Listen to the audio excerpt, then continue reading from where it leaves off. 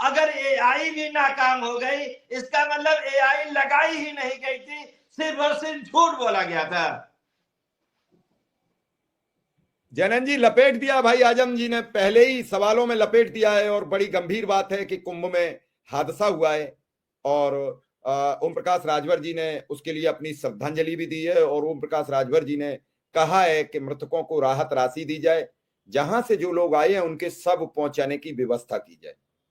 आप उनके सहयोगी दल हैं और सत्ता में हैं, तो लोग सवाल करेंगे।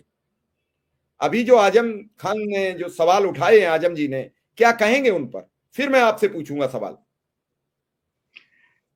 सबसे पहले शिव कुमार जी, सभी मृतकों को और मृतकों के परिवार वालों के लिए मुझे बहुत खेद है, और मृतकों की आत्मा को शांति मिले, ऐसी मेरी भगवान से प्रार्थना है।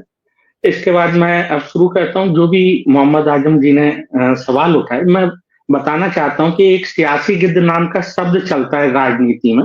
वो यही देखते हैं कि कब किसी की मृत्यु हो, कब धार्मिक आयोजन हो, उसका हम फायदा उठाएं। अगर उसमें कोई घटना घटित हो जाती है इस तरह की दुर्भाग्यपूर्ण, तो वो इस चीज को इस तरह से प्रचारित करते हैं जैसे वहां पे आने वाली 9 करोड़ की 9 करोड़ जनता मारी गई है।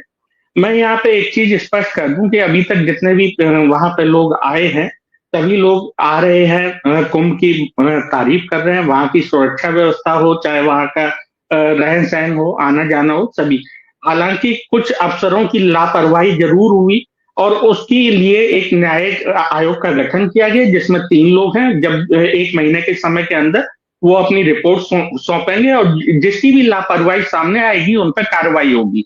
आपने पहले भी देखा कि कुंभ में समय समय पर अलग अलग घटनाएं हुई हैं, जिनमें लीपा पोती के अलावा कुछ नहीं किया गया है, और किसी के ऊपर कभी कोई कार्रवाई भी नहीं हुई। 1954 से लेकर 2013 तक जितनी भी घटनाएं हुई हैं, कभी भी कोई कार्रवाई किसी अफसर के खिलाफ नहीं की गई है। लेकिन यहाँ पे आप देखें कि जब भी रिपोर्ट आएगी उसमें कार्रवाई जरूर की जाएगी।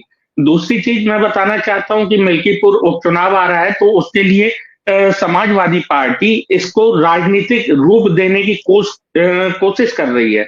उसके अलावा इससे ज्यादा उनका कोई मतलब नहीं है। जो लोग खुद भगवान राम में आस्था नहीं रखते हैं, हिंदू धार्मिक त्योहारों में आस्था नहीं रखते हैं, सनातन धर्म में आस्था नहीं रखते हैं, वो लोग आखिर कुंभ में गए और उसके बाद इस तरह प्रचारित कर रहे हैं कि कुंभ में चारों तरफ अव्यवस्था ही थी।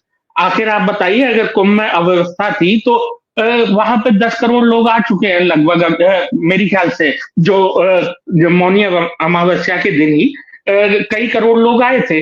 अब देखिए कि व्यवस्था कितनी सुदृढ़ थी कि सभी लोग आ रहे थे, जा रहे थे, लेकिन किसी को कोई खरोंच तक नहीं आई। लेकिन जहां पे भगदड़ हुई, मैं बिल्कुल मानता हूं, वहां पे कुछ लोगों की लीपापोती के कारण इस तरह की जो अराजक माहौल बना और भगदड़ मची, उसमें जरूर कुछ श्रद्धालुओं की मृत्यु हुई। उसके लिए मैं अपनी तरफ से तो श्रद्धांजलि और अपनी पार्टी की तरफ से श्रद्धांजलि अर्पित करता ही हूँ, लेकिन समाजवादी पार्टी को भी चेताना चाहता हूँ कि आप इस तरह लोगों की लाशों के ऊपर सियासत ना कीजिए, यही बेहतर होगा। दूसरी चीज मैं बताना चाहूंगा कि अगर आप देखें, जहां तक बात रही समाजवादी पार्टी की, तो अखिलेश जी का जो कहना है कि उत्तर प्रदेश के जो मतलब कुंभ मेला हुआ है, उसमें कहीं ना कहीं हम उसको मुद्दा बनाएंगे। अगर वो ऐसा बयान देते हैं मुद्दा बनाने का, इसी बात से ये आशंका जाहिर होती है कहीं ना कहीं ये एक सोची समझी साजिश तो नहीं है।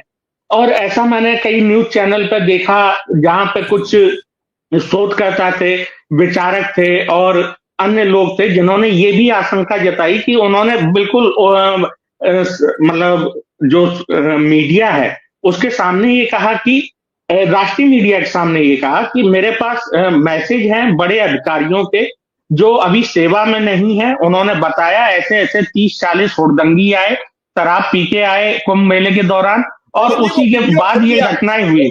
ठीक है। और नहीं नहीं नहीं नहीं, साफ हो गया, वो साफ हो नहीं गया। नहीं नहीं नहीं, वो वीडियो नहीं कह रहा हूं मैं वहां मैंने समाजवादी पार्टी का नाम ही नहीं लिया। जो सोशल मीडिया पर खबरें चल रही हैं, मैं आपको यहाँ चैनल का नाम नहीं बताना चाहता हूं, लेकिन संगीत रागी जी ने बिल्कुल स्पष्ट बताया है, खुलेआम चैनल पर बताया है। ठीक है। और मैं दूसरा ये नहीं बता पा रहे कितने लोग मर गए। मैं नहीं, देखिए होता क्या है कि जो आप बोलना चाह रहे हैं कि मुख्यमंत्री जी को खबर नहीं